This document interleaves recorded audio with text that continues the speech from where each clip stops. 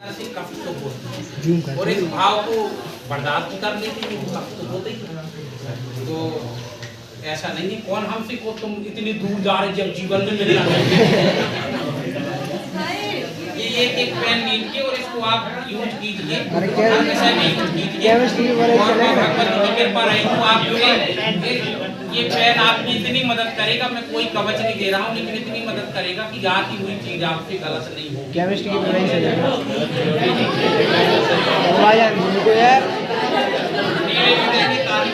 Hello, welcome to my YouTube channel chemistry minds. I am JK Shivhari.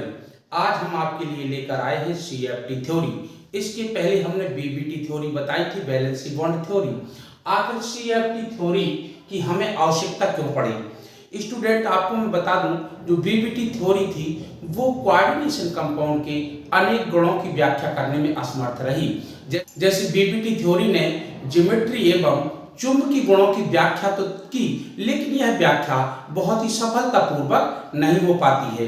BBT theory ने आपको strong ligands और week ligands की explain नहीं की, अर्थात किस कॉम्प्लेक्स में हुंड की रूल का फॉलो होगा और किस में फॉलो नहीं होगा। जैसे साइनाइड लिगेंड्स है तो वहां हुंड के रूल का फॉलो नहीं होता है। तो क्यों नहीं होता है ये बीबीटी थ्योरी नहीं बता सकी। जैसे तुम्हारे कॉपर के साल्ट है CuNH3 का होल 4 डबल प्लस, तो अगर हम बीबीटी थ्योरी की बात करें तो इसमें हाइब्रिडाइजेशन sp3 होना चाहिए, जबकि एक्चुअली इसमें हाइब्रिडाइजेशन DsP2 होता है। तो ऐसी तमाम चीजों की बीबीटी थ्योरी एक्सप्लेन नहीं कर पाई। कोऑर्डिनेशन कंपाउंड कलरफुल कब होगा, उसका कलर क्यों चेंज होता है, किस कलर का होता है, इसकी भी व्याख्या नहीं की पाई। स्पेक्ट्रम की भी व्याख्या बीबीटी थ्योरी नहीं कर पाई। तो इन सब गुणों की व्याख्या करने के लिए एक सिद्धांत आया जिसे हम कहते हैं सीएफटी। सीएफटी का फुल फॉर्म होता है क्रिस्टल फील्ड थ्योरी। सीएफटी को सबसे पहले वैज्ञानिक एच बैथे ने किया था और इस थ्योरी के मुख्य बिंदु हैं। पहला बिंदु क्या है, हम देख सकते हैं, it assumes ligands and central metal between electrostatic force. हम ये कह सकते हैं कि सेंट्रल मेटल एटम तथा लिगेंड्स के बीच एक इलेक्ट्रोस्टैटिक फोर्स पाया जाता है, अर्थात हम कह सकते हैं इसके मध्य 100% आयनिक बॉन्ड होता है। और यह बहुत ही डिफरेंट टाइप का स्टेटमेंट है, जबकि बीबीटी थ्योरी कहती थी कि इसके मध्य 100% कोवेलेंट बॉन्ड होता है। और ये थ्योरी कहती है लिगेंड्स तथा सेंट्रल मेटल के मध्य एक इलेक्ट्रोस्टैटिक फोर्स कार्य करता है, अर्थात उसमें 100% आयनिक बॉन्ड कार्य करता है। ठीक है ना। According to CFT, ligands and central metal atom as alike point charge। ये थ्योरी कहती है सेंट्रल मेटल एटम M और लिगेंड्स पॉइंट चार्ज की बिंदुवत आवेश की तरह कार्य करते हैं, बिंदुवत आवेश की तरह कार्य करते हैं। और इसका नेक्स्ट पॉइंट क्या है बेटा, ये देखते हैं। ये तीसरा पॉइंट है, बहुत ही मोस्ट पॉइंट है। तीसरा पॉइंट कहता है कि सामान्य स्टेट में, जनरल स्टेट में सेंट्रल मेटल एटम के सभी d ऑर्बिटल्स डीजनरेट होते हैं, डीजनरेट होते हैं। मैं डीजनरेट का मतलब बताता हूं। जैसे 5 ऑर्बिटल्स होते हैं डी ऑपोस में, 1 2 3 4 5, तो ये 5 और 1 2 3 4 5, ये पांचों ऑर्बिटल्स की एनर्जी बराबर होगी, तो ये कहलाएंगे डीजनरेट। जिन ऑर्बिटल्स की एनर्जी बराबर होती है उन्हें डीजनरेट ऑर्बिटल्स कहते हैं। इनका नाम DXY, DYZ, DZ2, DZ2, DX2 - Y2, DXY। ये 5 प्रकार के ऑर्बिटल्स होते हैं। सामान्य स्टेट में यह डीजनरेट होते हैं, अर्थात सभी की एनर्जी बराबर होती है। लेकिन जब कोई ligands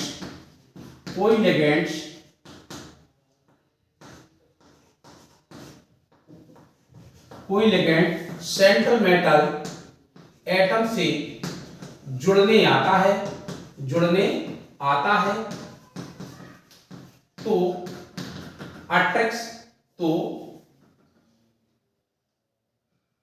central metal atom and ligands के मध्य रिपल्सन कार्य करता है। रिपल्सन कार्य करता है जिससे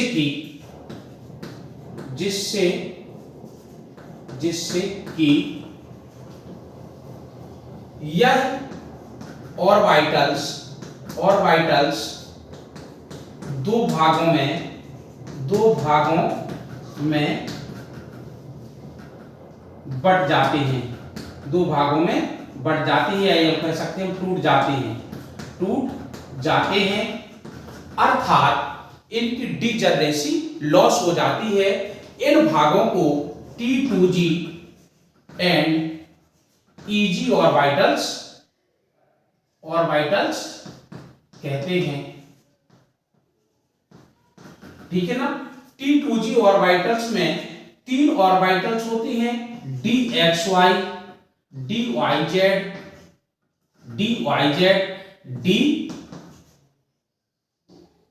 DZX। और EG ऑर्बिटल्स में हमारे 2 ऑर्बिटल्स होती हैं, DZ² एंड DX² -Y²। ऐसा क्यों हुआ होगा? ये बेटा आपके नॉन डायरेक्शनल होते हैं और ये डायरेक्शनल कैसे अक्ष में होते हैं, एक्सिस में होते हैं। ये अक्षों पर होते हैं, इसलिए दोनों अक्षों पर होते तो दो अलग हो जाती हैं और ये दोनों अक्षों के बीच में इनके लोब होते हैं तीनों ऑर्बिटल्स के, इसलिए ये अलग हो जाते हैं। तो आई रिपीट में फिर से आपको रिपीट करता हूं। तीसरा पॉइंट क्या है कि सामान्य अवस्था में सेंट्रल मेटल के d ऑर्बिटल्स डीजनरेट होते हैं, लेकिन जब इससे लिगेंड्स जुड़ने आते हैं तो रिपल्सन के कारण यह ऑर्बिटल्स धीरे धीरे 2 भागों में टूट जाते हैं और इन 2 भागों को T2G ऑर्बिटल्स तथा EG ऑर्बिटल्स कहते हैं। T2G में 3 ऑर्बिटल्स रहते हैं जिन्हें DXY, DYZ, DZX कहते हैं और EG ऑर्बिटल्स में DZ², DX² -Y² कहते हैं। और इस घटना को DD ट्रांजिशन या DD स्प्लिटिंग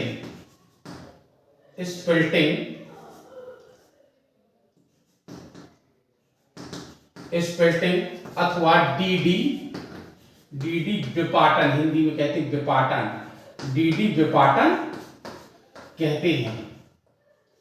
ठीक है ना, DD विपाटन कहते हैं।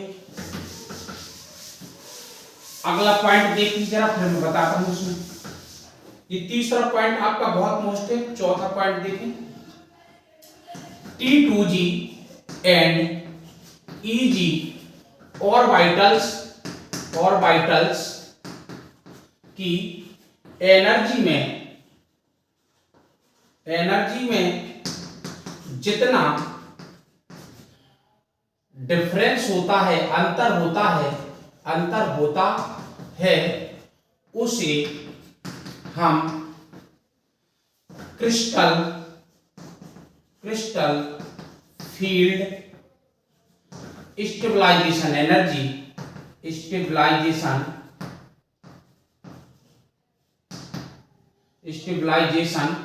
स्टेबलाइजेशन को हम क्या कह सकते हैं? स्प्लिटिंग भी कह सकते हैं।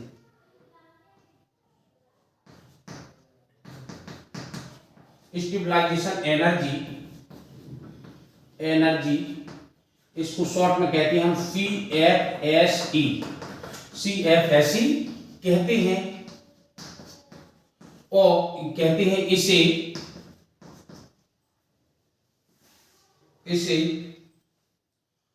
Octahedral tetrahedral, tetrahedral and square planar के लिए, स्क्वायर प्लेनर के लिए क्रमशः delta O, delta T, delta SP से व्यक्त करते हैं और यह एनर्जी ही क्रिस्टल के रंग व्यक्त करने के लिए रिस्पॉन्सिबल होती है। अर्थात जिस एनर्जी की तरंग दैर्घ्य को क्रिस्टल एब्जॉर्ब करेगा उसी के अनुसार उसका रंग दिखाई देगा। अर्थात इसकी रंग की व्याख्या इन्होंने इस प्रकार से की। अब मैं आपको वो डायग्राम दिखाता हूं कि कैसे स्प्लिटिंग होती है और उसके रीजन भी बताऊंगा कि कहां क्या होता है। ठीक है ना, देखिए जरा,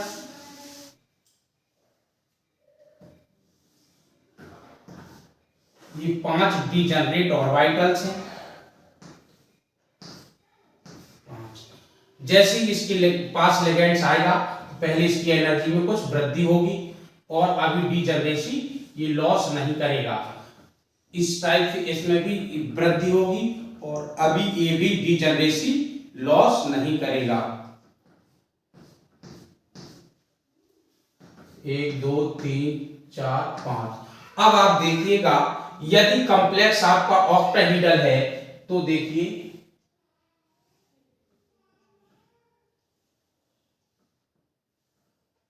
ऑक्टाहीड्रल के लिए ये 2 ऑर्बिटल्स ऊपर रहेंगे जिसको कहेंगे हम Eg। जी क्या है, dx² - y² और ये dz²। और 3 ऑर्बिटल्स हमारे ये नीचे रहेंगे जिनको कहेंगे हम dxy, dyz, dzx। और ये हमारा जो ये चीज कहलाएगी हमारा बैरी सेंटर। अच्छा, जो एनर्जी गैप है ये एनर्जी गैप कहलाएगा हमारा डेल्टा O ऑक्टाहीड्रल के लिए। ये energy gap delta O octahedral के लिए और ये होगा आपका प्लस का 0.6 डेल्टा O, इतनी एनर्जी, और ये इतनी एनर्जी होगी आपकी माइनस की 0.4 डेल्टा O। हम डेल्टा O को dq भी लिख सकते हैं। ठीक है ना, तो ये अब इसकी एनर्जी कैसे पता चलेगी, इसमें जितने इलेक्ट्रॉन्स हैं इसका हम मल्टीपल कर देंगे तो ये इतने भाग की एनर्जी आ जाएगी। इसमें जितने इलेक्ट्रॉन हैं 0.4 का मल्टीपल कर देंगे तो इस भाग की एनर्जी आ जाएगी और टोटल एनर्जी जोड़ देंगे तो वो कहलाएगी क्रिस्टल फील्ड स्टेबलाइजेशन एनर्जी। ये हमारा बारी सेंटर या वेरी सेंटर कहलाता है। ये बात किसके लिए है, ऑक्टाहीड्रल के लिए है, ऑक्टाहीड्रल। ऐसा क्यों होगा इसकी भी मैं अभी एक्सप्लेन करूंगा। देखिए जरा, अगर कॉम्प्लेक्स तुम्हारा टेट्राहीड्रल है,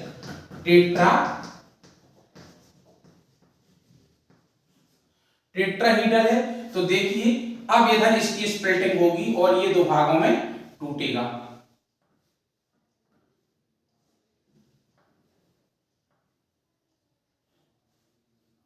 ये 3 ऑर्बिटल्स हैं, ये T2g ऊपर चला जाएगा और ये Eg नीचे आएगा। 2 ऑर्बिटल्स टेट्राहीड्रल कॉम्प्लेक्स होता है तब T2g की एनर्जी ज्यादा बढ़ जाती है Eg की कंपेयर में, और ऑक्टाहीड्रल में Eg की एनर्जी ज्यादा बढ़ती है T2g की कंपेयर में। अभी मैं इसका एक्सप्लेन करूंगा ऐसा क्यों होगा। देखिए ये इसका बाहरी सेंटर होगा, ये जो एनर्जी गैप आया है ये आपका एनर्जी गैप कहलाएगा डेल्टा T। इसकी एनर्जी होगी प्लस की 0.4 इंटू डेल्टा T, इतनी एनर्जी, और ये वाली एनर्जी कहलाएगी आपकी माइनस का 0.6 डेल्टा टी, ये एनर्जी इतनी कहलाएगी, ठीक है ना। अच्छा, अब आप देखेंगे इसमें ऐसा क्यों हुआ होगा, ऐसा इसलिए हुआ होगा क्योंकि जो हमारे dx² माइनस y² तथा dz² है, ये अक्षों में होते हैं। यदि हम तीन अक्ष ऐसे मान लेते, ऐसे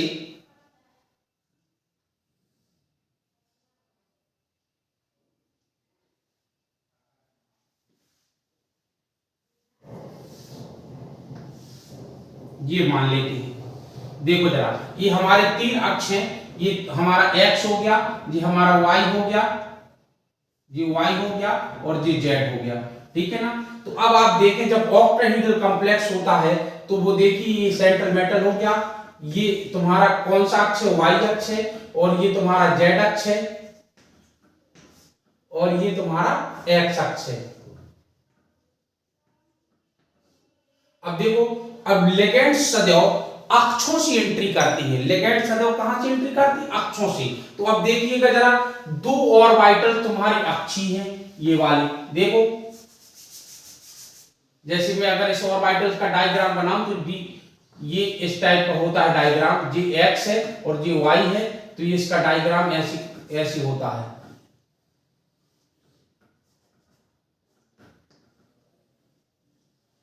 जी क्या है, dx² माइनस y²। तो देखिए इसके जो लोब होते हैं वो अक्षों पर पड़ते हैं, तो बहुत ज्यादा प्रतिकर्षण होगा। और देखिएगा जरा dz², तो ये भी अक्षों पर पड़ जाएगा, इस टाइप का इसका डायग्राम होता है, इस टाइप का। तो ये जब लिगेंड्स एंट्री करेगा तो ये दो ऑर्बिटल्स इनकी बिल्कुल ठीक सामने पड़ेंगे, तो प्रतिकर्षण ज्यादा होगा, और ज्यादा प्रतिकर्षण होगा तो उसकी एनर्जी ज्यादा बढ़ेगी, इसलिए Eg की एनर्जी ज्यादा हो जाती है और इनकी एनर्जी कम बढ़ पाती है। क्योंकि ये जो जैसे dxy है आपका, तो इसका जो है जी x है, यदि जी y है, तो इनका लोब 45 अंश के बीच पर रहता है बेटे, ऐसे। तो अब लिगेंड्स तो एंट्री कर रहा है इधर से, तो डायरेक्ट सामने तो नहीं पड़ा, लेकिन ये अक्ष आपके डायरेक्ट सामने पड़ जाते हैं, इसलिए इनमें रिपल्सन ज्यादा होता है। और यदि कॉम्प्लेक्स ऑक्टाहेड्रल है तो इनकी एनर्जी ज्यादा हो जाती है Eg की, तो इनकी कम बढ़ पाती है, इसलिए इनका एनर्जी गैप ही होता है, ठीक है ना। लेकिन चतुष्फल की होता है, तो चतुष्फल की में आपका T2G की एनर्जी ज्यादा हो जाती है, Eg की एनर्जी कम रहती है। इसके बाद में आपको इसी डायग्राम का स्क्वायर प्लेनर का दिखाता हूं, स्क्वायर प्लेनर का भी क्लियर कर देते। देखो स्क्वायर प्लेनर का कैसा होता है। अब इसमें क्या होगा, थोड़ा सा मैं इसको अच्छे से एक्सप्लेन कर दूं। अब जब इलेक्ट्रॉन आएंगे और यदि लिगेंड्स स्ट्रांग है तुम्हारा, देखो यदि Cn लिगेंड स्ट्रांग है, तो स्ट्रांग लिगेंड्स क्या करता है, स्ट्रांग लिगेंड इस गैप को बढ़ा देता है, ये रिपल्सन को बढ़ा देता है। अब गैप बढ़ जाएगा तो जब तक इलेक्ट्रॉन इसमें युग्मित नहीं हो जाएगा तब तक नेक्स्ट इलेक्ट्रॉन इसमें नहीं जाएगा, क्योंकि उसको इलेक्ट्रॉन को ऊपर जाने के लिए एनर्जी की ज्यादा जरूरत पड़ेगी, क्योंकि इसकी गैपिंग ज्यादा है। तो ज्यादा एनर्जी उसके पास यदि नहीं है तो वो यही पहले पेयर बन जाएगा, फिर ऊपर जाएगा। जब तक ये फुलफिल नहीं हो जाएंगे तब तक इधर नहीं जाएगा, और हम कह देंगे कि होल्ड के रूल का फॉलो नहीं हुआ है। और यदि लिगेंड तुम्हारा वीक है, वीक लिगेंड क्षेत्र है, तो ये एनर्जी गैप छोटा होगा, अर्थात प्रतिकर्षण कम लगेगा, ये गैपिंग कम होगी। तो जैसे जैसे एक इलेक्ट्रॉन इसमें भरा, अब जो चौथा इलेक्ट्रॉन इधर चला जाएगा, क्योंकि इसकी गैपिंग कम है, उसको कम गैप कवर करना है, तो इलेक्ट्रॉन को इधर तक जाने में एनर्जी कम लगेगी, इसलिए उसमें होल्ड का रूल फॉलो होता है। अर्थात वीक लिगेंड क्षेत्र है आपका तो होल्ड का रूल फॉलो होगा, और स्ट्रॉन्ग लिगेंड क्षेत्र है तो होल्ड का रूल फॉलो नहीं होगा। क्यों नहीं होगा, क्योंकि स्ट्रॉन्ग लिगेंड्स आने से ये गैपिंग बहुत बढ़ जाती है, ठीक है ना। अच्छा, अब आप देखेंगे जरा, पहले ये डायग्राम और मैं दिखा दूं आपको, किसके लिए। देखिए स्क्वायर प्लेनर कॉम्प्लेक्स में केवल क्या डिफरेंस है, यदि कॉम्प्लेक्स तुम्हारा स्क्वायर प्लेनर इस टाइप का है, जैसे इस टाइप का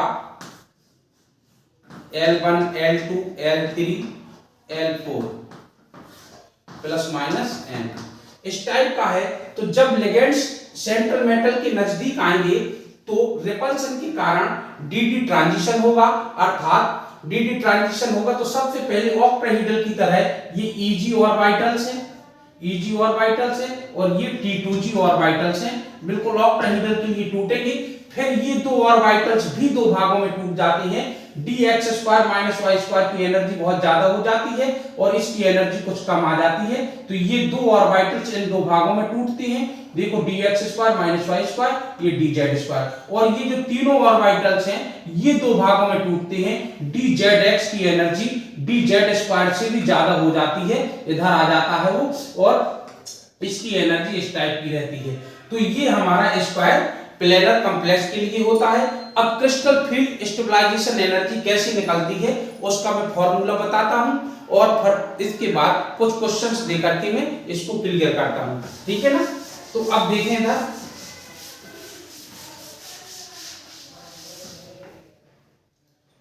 for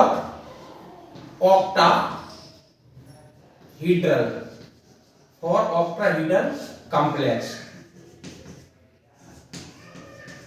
for octahedral complex, octahedral complex का डायग्राम थोड़ा सा बना देते हैं इधर।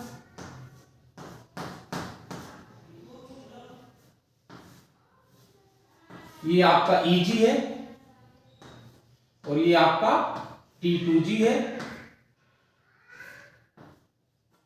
ये आपका बेरी सेंटर है,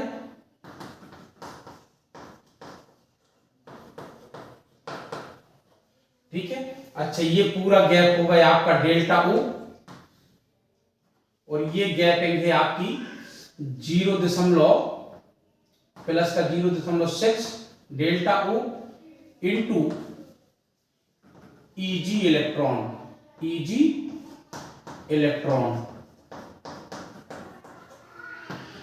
और ये गैपिंग होगी आपकी माइनस का 0.4 delta O into T2G electron, ठीक है ना। अच्छा, तो CFSE crystal field stabilisation energy equal to होता है आपका Eg इलेक्ट्रॉन इंटू प्लस का 0.6 delta O plus T2G electron into minus का 0.4 डेल्टा O और प्लस Np, ये आपका फॉर्मूला बनेगा, जहां वेयर P क्या कहलाती है, युग्मन ऊर्जा, फेयरिंग एनर्जी, और N number of electron pair, जितने जोड़े होंगे वो इलेक्ट्रॉन्स के जोड़ों की संख्या n है। Eg इलेक्ट्रॉन इन ऑर्बिटल्स में जितने इलेक्ट्रॉन्स हैं उसका मल्टीपल करेंगे, T2G इलेक्ट्रॉन T2G ऑर्बिटल्स में जितने इलेक्ट्रॉन है उसका मल्टीपल करेंगे। अब हम निकाल के दिखाते हैं, जैसे हम देखें जरा, इसमें हम कहते क्वेश्चंस में K4 FeCl का होल 6, K4 FeCl का होल 6 में हम क्या करेंगे, CFSE निकालेंगे। CFSE कैसे निकलेगी, देखें बेटा, CFSE निकालने के लिए सबसे पहले हम जाने कि इस पर कितना ऑक्सीडेशन नंबर है, तो प्लस का 4 और प्लस का x, Fe का हमने कितना मान रखा है x, प्लस का 6 गुणन -1 equal to 0, x equal to कितना आ गया, धन का 2। अब x का धन का 2 आ गया तो सबसे पहले हम इसका इलेक्ट्रॉनिक विन्यास करें, Fe डबल प्लस का विन्यास करेंगे तो ये कैसे आ जाएगा, ये आर्गन 18, पहले हम Fe का करते हैं आर्गन 18 4s2 और 3d6। अब हम जैसे Fe डबल प्लस का करेंगे तो ये दो इलेक्ट्रॉन इधर के चलेंगे, ये 0 हो गया, तो 3d कितना है 6, 3d6 है, तो पहले तो 1 2 3 4 5 6 इस टाइप के इलेक्ट्रॉन इसमें भरे होंगे। ये डीजनरेट ऑर्बिटल्स हैं, डीजनरेट ऑर्बिटल्स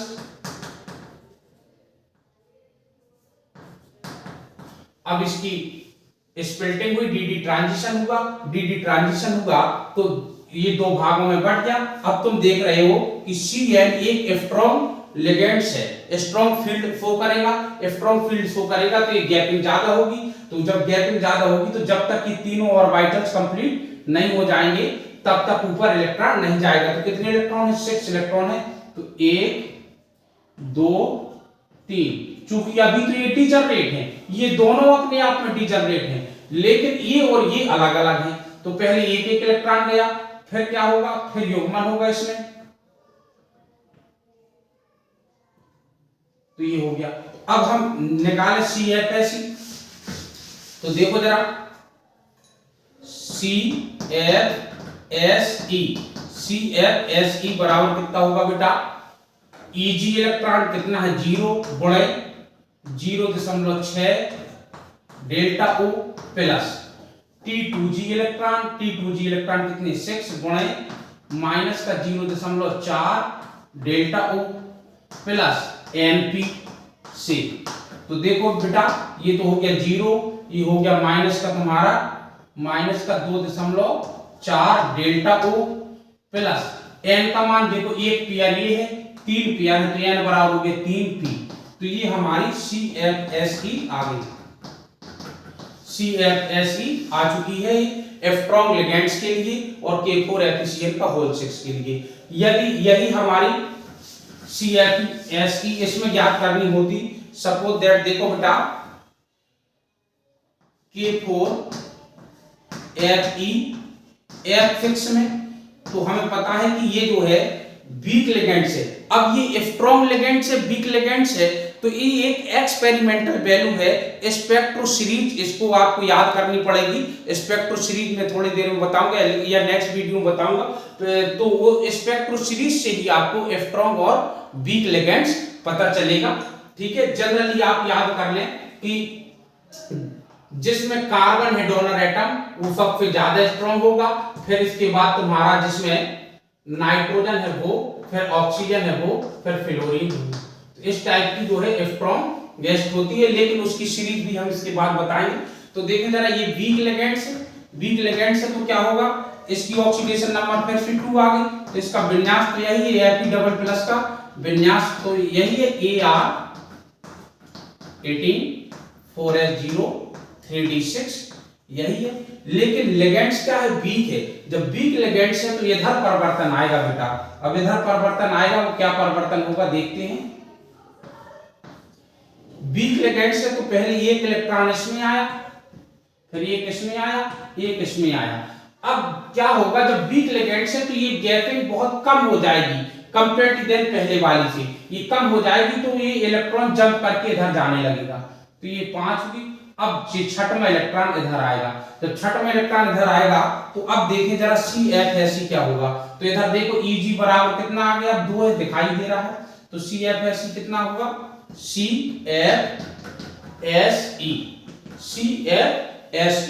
CFSE बराबर Eg इलेक्ट्रॉन कितने? 2 इंटू प्लस का 0.6 delta O plus T2G electron कितने? 1 2 3 4 इंटू माइनस का 0.4 डेल्टा O प्लस Np।